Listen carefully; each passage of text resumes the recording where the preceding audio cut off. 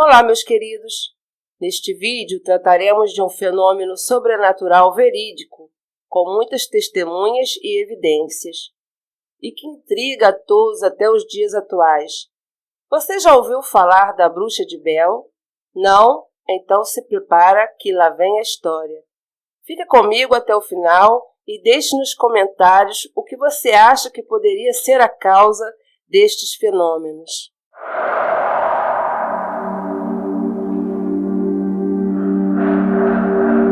No início de 1800, John Bell se mudou com a família da Carolina do Norte para os arredores do condado de Robertson, Tennessee.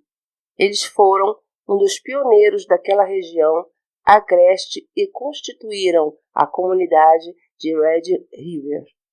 Nos dias atuais, a cidade de Adams. Bell comprou um terreno e uma grande casa para sua família. Ao longo dos anos seguintes, ele adquiriu mais terras, aumentando sua propriedade para cerca de 328 acres. Com muito esforço, a família também limpou o terreno, criou pastos e campos para plantio. A comunidade prosperou junto com os Bell. John Bell se tornou um dos membros do conselho da cidade e da igreja batista local. A família cresceu com o nascimento de mais 3 crianças, depois que se mudaram para o Tennessee.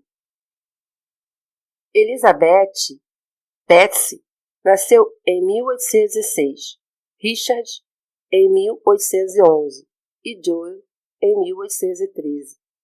Em 1817, John Bell estava inspecionando seu milharal quando avistou algo estranho se movendo entre as fileiras. A cabeça parecia de uma pessoa, mas com orelhas grandes como as de um coelho e olhos brilhantes. O corpo escuro se assemelhava ao de um grande cão, mas com as patas compridas e finas. A coisa ficou encarando Bell, enquanto o fazendeiro tentava entender do que se tratava. Ele correu para apanhar uma espingarda e atirou. A coisa então fugiu e se embrenhou no milharal, onde desapareceu. Bell não pensou mais a respeito do incidente, ao menos até a hora do jantar. Naquele fim de tarde, a família começou a ouvir o som de algo farejando e arranhando as paredes de madeira da casa. Os misteriosos sons continuaram, aumentando em frequência e intensidade ao longo da noite. Bell e seus filhos saíam de casa para tentar flagrar o animal que estava produzindo aquele ruído, mas não encontravam nada. Estranhas marcas foram deixadas na fachada, arranhões produzidos pelas garras de algum animal. As crianças estavam assustadas, ouviam um som do que acreditavam ser um rato muito grande roendo atrás das paredes, mas não havia nada. Aquele foi apenas o começo.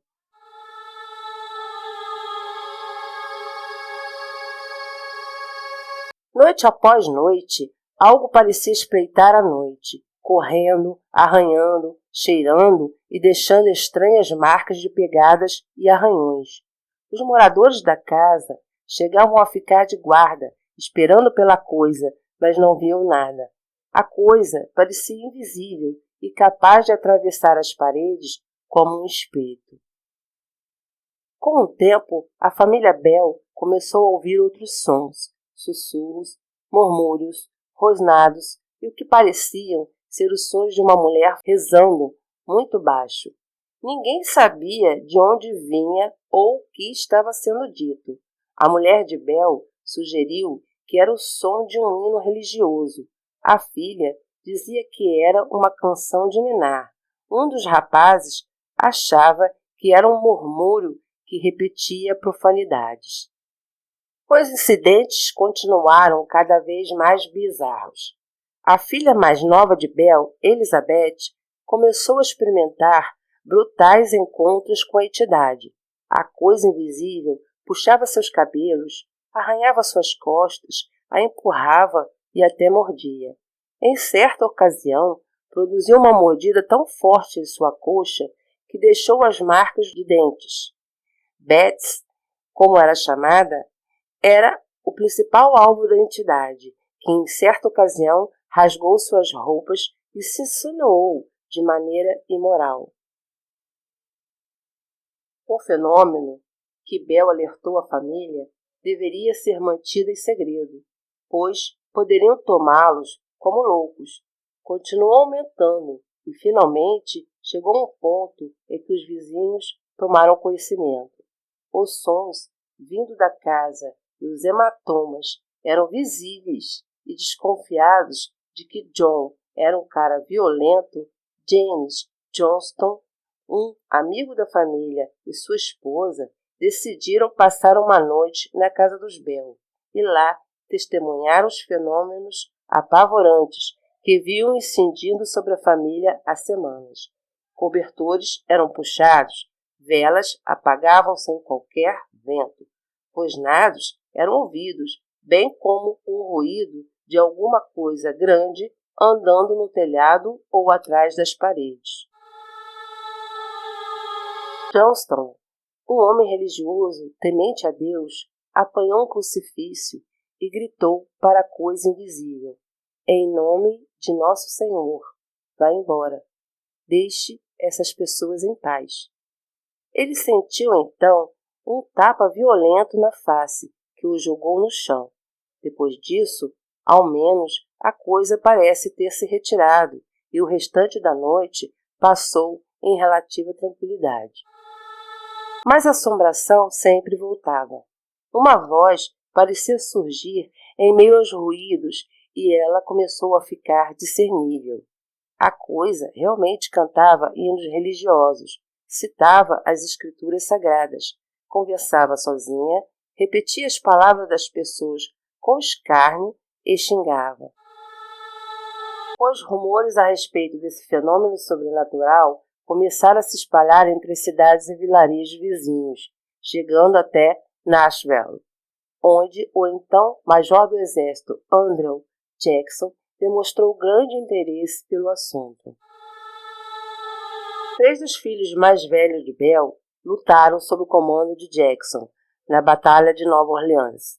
Em 1819, Jackson resolveu visitar a fazenda da família, atraído pelas histórias que chegaram até ele. O grupo do major era formado por vários oficiais e pessoas influentes da sociedade local. O grupo se dirigiu para a propriedade em carruagens, mas, quando estas se aproximavam, repentinamente os animais pararam. Os cavalos não queriam avançar 1 centímetro sequer. Após muitas tentativas de acalmar os cavalos e puxá-los pelos arreios, Jackson disse: "Nunca vi nada parecido. Deve ser por conta da bruxa de Bell." Então, Jackson disse ter ouvido uma voz feminina sussurrar em seu ouvido que ele poderia seguir em frente. De maneira muito estranha, os cavalos se acalmaram e a carruagem conseguiu seguir em frente e entrar na propriedade. A família recebeu o Major Jackson para o almoço e depois o patriarca se retirou com seus convidados para a sala, onde conversaram vários assuntos. Por fim, a história rumou para os acontecimentos sobrenaturais. Um dos homens que acompanhava a comitiva disse ser uma espécie de domador de bruxas, uma pessoa com experiência em situações inexplicáveis. Jackson pediu autorização do dono da casa para que o homem realizasse uma tentativa de expulsar o mal que existia na casa. Bell concordou com a proposta. O homem, um dos oficiais a serviço do major, produziu uma pistola brilhante e proclamou que a arma havia sido municiada com balas de prata, abençoadas, que matariam o espírito se este se manifestasse. O homem também afirmou que o espírito estava tranquilo e não agia desde a chegada deles à propriedade, simplesmente por temer a arma letal. Imediatamente, o homem soltou um grito e seu corpo começou a ser sacudido de um lado para o outro por uma força invisível. Uma marca grande de mordida surgiu na sua barriga. Assim, como a forma de um pé nas suas costas, onde ele se queixou ter levado um chute. Furiosa, a entidade se manifestou com murmúrios e xingamentos que aterrorizaram todos os presentes. Ela foi ouvida perfeitamente através de palavras que não pareciam vir de lugar nenhum. Os homens de Jackson começaram a deixar o lugar, alguns profundamente assustados com o ocorrido. Mas o major insistiu que deveriam ficar e esperar pelo que aconteceria a seguir. Os homens começaram a montar um acampamento na frente da casa, enquanto Jackson e Bell entraram na casa. Ninguém sabe o que houve então, mas os comandados de Jackson disseram que o major saiu da casa e ordenou que o acampamento fosse desfeito e que eles se pusessem a caminho de Nashville o quanto antes. Os homens prontamente obedeceram. Andrew Jackson evitou comentar o ocorrido na fazenda e jamais disse o que transcorreu para que ele decidisse deixar o lugar às pressas, contrariando seus planos iniciais. Tudo o que se sabe é que ele teria dito ao se despedir da família: "Desejo a vocês a melhor das sortes e que Deus interceda por vocês. Estarei rezando por todos." Andrew Jackson, tempos depois, veio a ser um dos presidentes dos Estados Unidos. A assombração continuou atacando a casa dos Bell nos meses que se seguiram, mas, com o passar do tempo, os casos foram se tornando menos frequentes. Finalmente, Betsy passou a ser cortejada por Joshua Gardner, um jovem rapaz que vivia nas proximidades. O casal pretendia se casar. Todos estavam felizes com o enlace matrimonial, ou quase. Por razões desconhecidas, a entidade começou uma campanha para que Betsy não se casasse com Joshua Gardner. Sempre que Gardner ia até a propriedade dos Bell para visitar sua noiva, algo inusitado acontecia. Em uma ocasião, um grito de gelar o sangue se fez ouvir quando ele colocou os pés na casa. Em outra, o rapaz sentiu um empurrão e foi atirado para frente, caindo no chão da sala. As perturbações pareciam ser mais frequentes quando Joshua estava próximo, e isso se tornou um desafio ao relacionamento. Na Páscoa de 1821, o casal decidiu caminhar pelo campo, e quando retornaram à propriedade, descobriram que um galpão havia se incendiado sem razão aparente. Assustado com a perspectiva de viver na casa, o rapaz decidiu romper o noivado. Nas semanas seguintes, a assombração se acalmou, mas pouco depois ela voltou a atacar com força total. John Bell foi a vítima desta vez, sendo mordido na face. Depois disso, ele passou a se queixar de não conseguir engolir comida sólida e de sentir a garganta se fechando. No outono de 1820, seu estado de saúde já estava debilitado e ele se viu obrigado a ficar de cama. Em uma noite, o fantasma se aproximou e sussurrou em seu ouvido: "Velho Jack Bell, você estará morto antes do ano novo." John Bell respirou seu último suspiro em 20 de dezembro de 1820, depois de cair em um estado de coma um dia antes. Pouco depois de sua morte, um de seus filhos descobriu um pequeno frasco de vidro contendo uma substância desconhecida. O filho mais velho colocou uma gota no dedo e forçou o gato da família a experimentar. O animal morreu imediatamente. O frasco foi destruído na lareira da casa e a família que viu a cena diz que quando o frasco foi atirado no fogo, produziu um clarão e depois uma fumaça azulada que subiu pela chaminé, iluminando a noite. Sendo John uma pessoa importante na comunidade, seu enterro foi grandioso. Porém, no trajeto, a carruagem que carregava o caixão perdeu o controle e atropelou 5 pessoas que se machucaram. Na casa, exatamente no mesmo momento, criados disseram ter ouvido uma risada medonha. Ainda Durante o enterro, em dado momento, fez-se um silêncio, e então o ministro afirmou ter sentido um mal-estar súbito que o obrigou a fazer uma pausa para não desmaiar. O alvo principal da entidade pareceu ser o patriarca da família, dado o fato de, após sua morte, os acontecimentos bizarros diminuírem consideravelmente. Em certo dia, a lápide de John Bell amanheceu quebrada de uma ponta para a outra.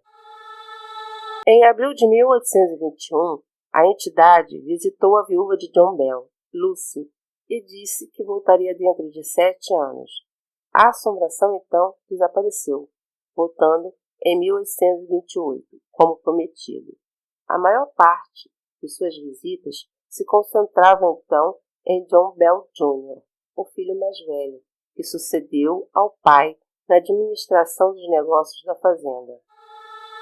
A coisa teria dito, certa noite, que uma guerra muito sangrenta estava se aproximando e que muitos dos filhos de John Bell morreriam antes do final deste conflito. A Guerra Civil Americana aconteceria poucos anos depois, conforme previsto, e alguns filhos de Bell realmente morreriam em decorrência da luta entre a União e os Confederados. A entidade desapareceu, prometendo que retornaria a visitar os descendentes dos Bell depois de 107 anos. O ano seria 1935 e o membro mais próximo era o Dr. Charles Bailey Bell, que vivia em Nashville. A família havia se mudado para a cidade e a fazenda foi vendida na virada do século XX. O Dr. Bell, por sinal, era um conhecedor da lenda de sua família e chegou a escrever um livro a respeito do ocorrido, que foi publicado em 1934. Ele faleceu em 1945. A misteriosa entidade atormentou a família Bell por quase 200 anos. Ela foi culpada por vários acontecimentos estranhos na propriedade, mesmo depois que ela passou dos Bell para outros proprietários, que arrendaram o terreno e colocaram a fazenda abaixo. Ruídos culturais, sussurros, hinos religiosos e luzes bizarras eram algo que acontecia no lugar com frequência alarmante. Diversas teorias surgiram ao longo do tempo para explicar as manifestações sobrenaturais ocorridas nas terras dos Bell. Uma delas é que uma velha senhora, cujo nome era Kate Bates, foi enganada por John Bell e suas terras teriam sido roubadas por ele. Então, esta, em seu leito de morte, teria amaldiçoado o homem e sua família, dizendo que eles jamais teriam sossego. Alguns afirmam que Kate era uma bruxa que teria sido descoberta e expulsa por Joe, e que a mesma teria se transformado no cão avistado por Joe, e que este a teria ferido mortalmente. Outros cogitam a hipótese do cão sendo familiar da bruxa, e ao ser atingido feriu mortalmente a mesma, devido à ligação desses animais com suas donas, e esta jurou vingança. Por isso o motivo da perseguição à família. Outra teoria seria que, ao morrer, Kate Bates teria sido enterrada em uma gruta por não ser digna de um funeral cristão, onde indígenas eram enterrados, e que isso tudo começou por causa da profanação de um cemitério indígena. Nessa gruta ocorrem fenômenos estranhos até os dias atuais, onde visitantes podem ser estapeados e ter seus cabelos e vestes puxados, e alguns até relataram sofrerem arranhões e mordidas. Uma outra explicação seria que uma das principais vítimas da bruxa poderia ser também a responsável pelos incidentes. Há um ramo da parapsicologia que afirma serem os alegados fantasmas e assombrações uma energia psíquica desencadeada por uma pessoa especialmente sensitiva. Neste caso, Elizabeth Bell poderia ser a causadora das manifestações, externando sem querer suas aflições e medos através de poderes psíquicos que ela sequer sabia ter, uma vez que muitos dos incidentes aconteciam enquanto ela estava próxima. Betsy poderia ter algum envolvimento direto no ocorrido sem jamais ter sabido. Um filme sobre o tema sugere que ela poderia ter sofrido de abusos decorrentes do próprio pai. Outras teorias afirmam que o ex-professor de Betsy, Richard Powell, claramente tinha interesse nela e que havia manifestado o desejo de se casar com ela quando ficasse mais velha. Ele era um homem 11 anos mais velho e era casado secretamente com uma mulher perto de Nashville, além de ser estudante do culto. Então, ele teria causado tudo isso para matar o patriarca, separar Betsy de qualquer pretendente e enfraquecer a família, até que aceitasse o casamento dos dois. Nada disso pode ser realmente comprovado. E tudo isso não explicaria os fenômenos que ocorrem até os dias atuais. Na minha opinião, a teoria mais aceitável seria de um poltergeist manifestando a partir da profanação do cemitério indígena. Deixe seu comentário se você já conhecia essa história e o que você acha que poderia estar causando tais fenômenos sobrenaturais. Seria histeria coletiva? Obrigada pela sua audiência, se cuida, até mais, tchau!